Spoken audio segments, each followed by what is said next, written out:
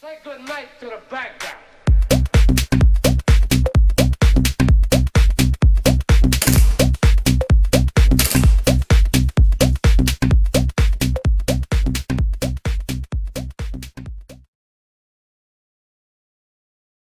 Salut tout le monde, on se retrouve aujourd'hui pour une nouvelle review, celle que vous attendiez pour la plupart des abonnés. Mon bébé, le M14 Syma, en modèle long. Donc, comme vous pouvez le savoir, il est custom à fond, upgrade à fond. J'ai fait la peinture Tiger Strip, dont je vous ai fait le tuto la dernière fois. On va rentrer dans le détail de la bébête. Comme vous pouvez le voir, les parties métal sont assez bien finies, plutôt même très bien finies. Chargeur, tout le haut, cette partie-là est en ABS. Tout le canon, le sight avant, qui est dévissable. Je vous montrerai ça après. Et ce que je trouve qui fait vraiment tout son charme à cette réplique, c'est le levier d'armement qui est fonctionnel. C'est juste kiffant. Donc à pas lâcher comme un gros bourrin. Hein. Mais voilà, moi ça m'a fait kiffer. C'est un bel objet. Quand on l'épaule, ça fait quand même quelque chose d'assez imposant. Vous pouvez voir qu'elle tourne quand même très très bien. D'origine, ça tourne pas aussi vite. Hein. Je vous montrerai pas le full parce que, bon, si pour le fun, allez. Voilà. Donc voilà. Comme d'habitude, on se retrouve de plus près pour la suite de la review. Allez, à tout de suite.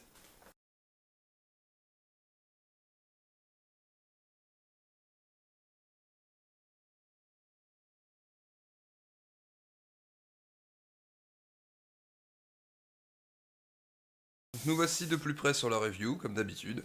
Le carton. Donc, je vous le présente, hein, carton Syma. Alors toujours leurs appellations un petit peu rigolotes. Là, celle-ci, c'est la CM032. Donc on a la CM032A qui sera le modèle SOCOM, donc plus court. Donc les infos. Nous en avons un petit peu ici. Alors la longueur, elle fait 1127 mm, pardon. En poids, elle pèse 3 kg 730 g, batterie incluse. En puissance, on est sur du 100 mètres secondes à la 0,20 g. En portée, ils nous disent 50-60 mètres. Et le magazine qui est fourni avec la réplique contient 400 billes. C'est un récap donc à molette. Le petit dessin de la Gearbox qui est ici. Donc ce Gearbox V7, hein.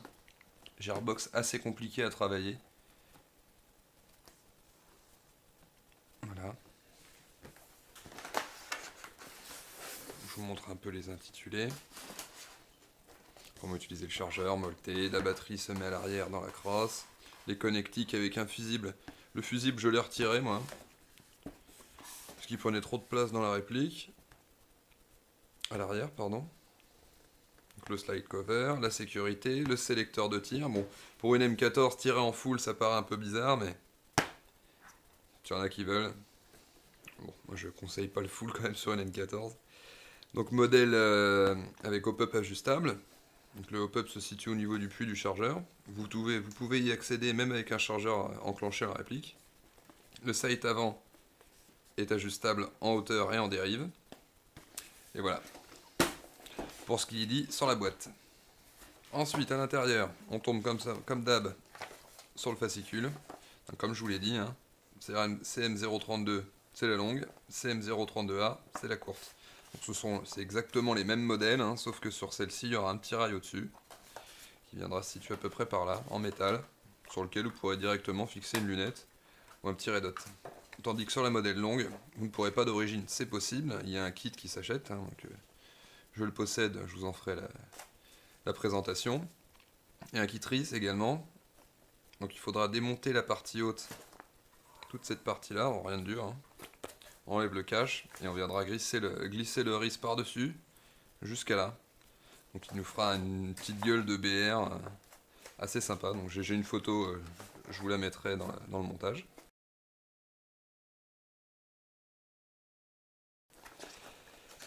Les infos, hein, rien de bien sorcier. Ils sont en chinois, donc voilà. Donc la batterie qui est fournie avec la réplique. Donc c'est une 1200 mAh 8,4 volts. qui est pas mal, hein.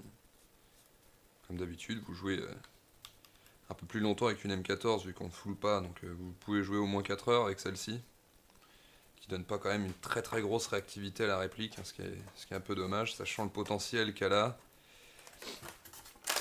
Donc ici vous avez le chargeur, donc c'est pas le high cap qui est fourni, le high cap est où? Il est là. Donc chargeur high cap, Syma, molette en dessous, il vous est fourni aussi la petite clé en forme d'oreille de Mickey que vous venez glisser ici dans la petite encoche pour molter vos billes. Bon, je molte quand il y a besoin de molter, hein. Des chargeurs supplémentaires mid-cap Syma également, full metal, 180 billes, qui marchent très très bien. J'ai jamais de problème de misfeed avec, les billes se bloquent pas dedans. Ils sont vraiment bien finis pour le prix, je crois qu'ils valent 10 euros ou 10-12 euros pièce le chargeur. C'est vraiment pas excessif. Vous pouvez voir que la réplique vous sera livrée dans une boîte en polystyrène avec rien en dessous, hein. Au-dessous de la boîte, c'est le dessous du carton, donc en espérant qu'elle ne souffre pas de problème pendant le transport. Moi malheureusement j'en ai eu un. Je vais la sortir. Quand je l'ai reçu, j'ai eu un pépin. Donc au niveau des pépins, moi j'en ai eu un. Le fameux levier d'armement qui me plaisait tant sur cette réplique était pété au niveau de cette petite partie en métal. Donc ça va, j'ai un pote qui a de la pièce M14, donc j'ai pu la changer. Et c'est vrai que là-dessus, c'est le côté un peu chiant, hein. Leurs boîtes sont vraiment pas géniales. La réplique avait pris un pet déjà au talon, était griffée sur le long du corps. Bon, ça vaut pas très cher, hein, c'est sûr, hein. Mais bon, quand on a, peu importe le prix, hein, quand on achète, on veut pas de casse. Donc, essayez de l'acheter dans un shop. Bon, je sais qu'elle est pas chère sur Taiwan Gun. Après, c'est à vos risques et périls de la recevoir avec une pièce de cassé dedans. Une de ces parties-là, donc soit le levier en lui-même, soit le cache ici, soit cette partie-là. Ou une casse du corps, qui est plastique assez creux, hein, pas très très épais, donc c'est solide quand même, mais bon, les gros chocs, je garantis pas la résistance. Donc mis à part ce point, niveau puissance, moi je l'ai passé au Chrony en sortie de boîte, elle tapait à 315 fps, j'ai trouvé ça vraiment léger. Pour une réplique que je préconisais contre Snipe. Donc j'ai fait une préparation complète avec un ami. On a changé toutes les pièces de la gearbox, vraiment tout. Le moteur pareil, c'est un ICS Turbo 3000. Et ma prépa, comme d'hab, SHS, Prometheus et Systema à l'intérieur. Donc normalement il n'y a pas de souci. Je l'ai monté avec un ressort M120 qui développe 400 fps. 398 exactement, donc c'est pile poil.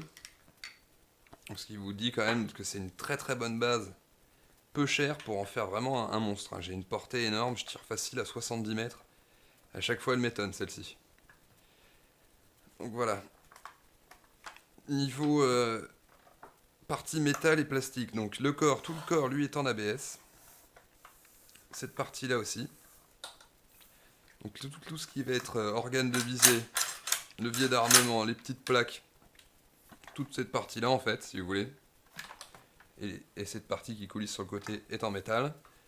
L'outer barrel et le sight avant sont en métal également. Donc j'en profite pour vous montrer que le sight est sur pas de vis. Bon, je ne vais pas le dévisser entièrement, mais vous pouvez le virer. Alors soit rajouter un silencieux, bon, ça ferait vraiment une canne à pêche à rallonge là, hein. Ça ferait un truc comme ça, je vois pas trop l'intérêt, mais bon, après, libre à vous de faire ce que vous voulez, comme d'habitude. Donc, sight avant en métal, cette partie-là aussi, les attaches sangles, il y en a deux, celui-ci et celui-là. Donc, celui-ci est amovible, hein, il bouge, pardon. Celui-ci est fixe. En dessous, vous allez avoir le ponté qui est en métal aussi, et la sécurité. La partie qui vient retenir le chargeur à l'intérieur du puits, et c'est tout. Donc là, les parties internes, évidemment, la gearbox est en métal, hein, ça c'est pas besoin de le préciser. Toutes les parties, le contre-ressort du levier d'armement est en métal aussi, donc n'ayez pas de soucis là-dessus, hein, c'est pas cette pièce qui pètera, plutôt celle qui vient la retenir. Donc relâchez pas comme un gros bourrin votre levier d'armement, sinon vous allez péter cette partie-là. Ce qui sera assez con, hein, du coup, ça sert plus à rien. Donc comme ils le disent sur la boîte, les mires sont ajustables. Voilà. En hauteur et en dérive. Celle de l'avant, par contre, ne l'est pas. Elle est fixe. En métal, vous aurez également cette partie qui bouge, comme vous voyez, qui sert à épauler. Vous mettez cette partie au-dessus de l'épaule, et celle-ci plaquée à l'épaule. Donc c'est vrai que comme ça, votre M14 est vraiment calé et ne bouge plus. C'est vraiment, ça pose votre tir. Quand vous shootez debout, c'est vraiment pratique. Bon, allongé, ça va, mais quand vous shootez debout, vous avez un peu le même style de jeu que moi, c'est quand même sympa de pouvoir poser et bien ajuster. Donc derrière, on accède à la batterie. Donc un petit couvre-batterie en métal aussi, qui est fermé par un petit éton que vous voyez là. Donc la batterie se loge à l'arrière. Donc moi j'ai changé les connectiques de la réplique. À la base ce sont des connectiques type Tamien, que vous pouvez connaître les classiques. Les connectiques en T c'est bien, c'est plus dur à retirer. C'est justement pour ça que j'en ai mis des comme ça. Donc je vais vous laisser voir la lipo que je mets dedans. Au final, avec mon upgrade, je joue maintenant avec des batteries 7.4 lipo de cette taille.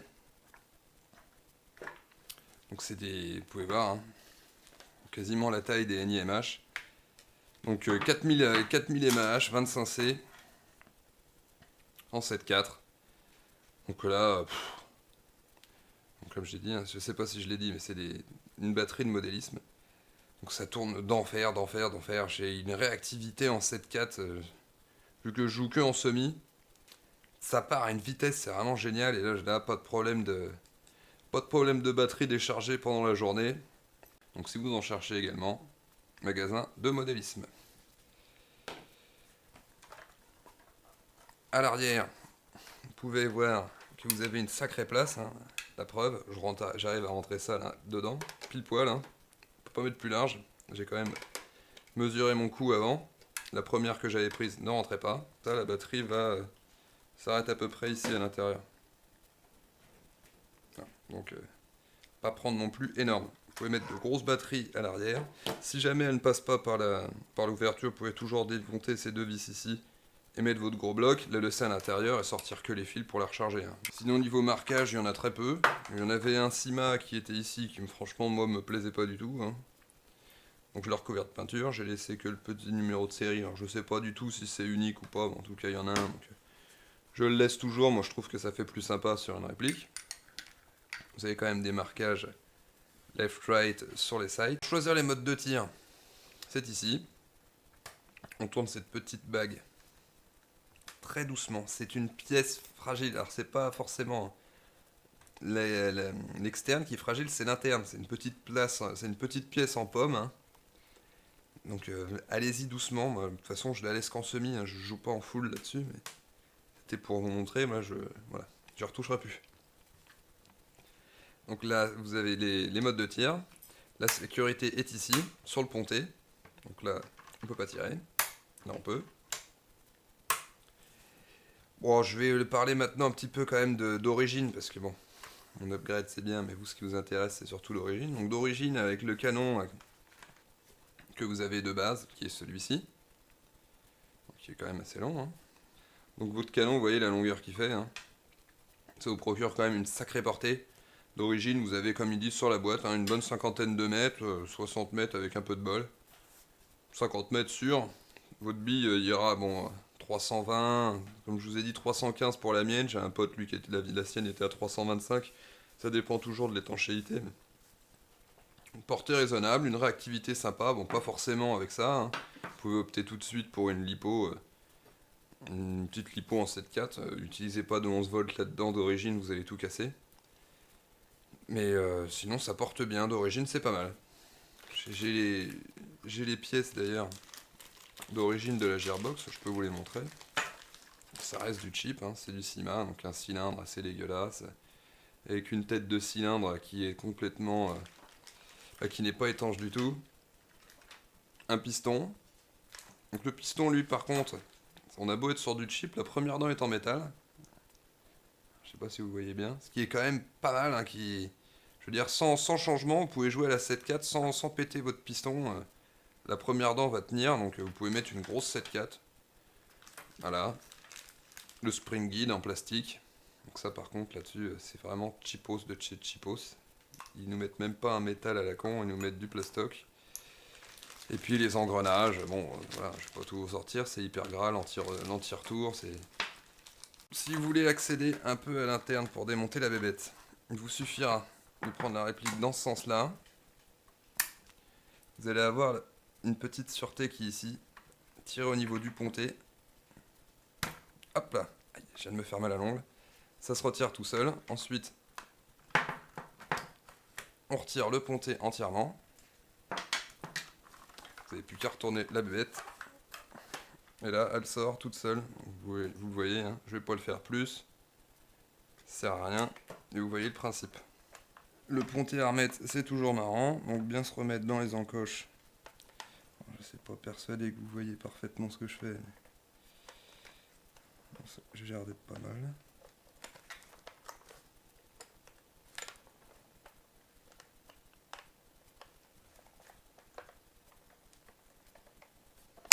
Voilà. Là on est clippé. On vient remettre dans le pontet doucement. C'est quand même fixé dans le métal et aussi au plastique. Hein, donc forcez pas comme un gros bœuf. On vient reclipper. Une fois que ça a reclippé, c'est bon, ça a remonté. Si jamais vous prend l'envie de changer le canon de votre M14, faites bien gaffe. J'ai pris un canon d'AEG classique et le canon d'origine de la M14 pour vous montrer là où se trouvent les encoches. Vous pouvez voir, là je me mets cul à cul. Vous voyez qu'il y a un... J'espère que vous voyez distincteur. Il y a facile un bon millimètre, 2 mm. En fait, les encoches de la M14 sont plus proches du trou de réglage. Elles sont plus hautes. Donc allez pas prendre un canon d'AEG classique, parce qu'il ne s'adaptera pas sur le bloc up-up de la CIMA. Donc il vous faut vraiment un canon spécial M14. Donc le plus long, je crois, il fait 550 en 6.2. Donc c'est celui que j'ai mis dedans. Hein. Donc il y a plusieurs marques qui le fabriquent. Moi pour le coup, j'ai pris un Combat Zone qui fait vraiment très très bien son taf. Donc voilà.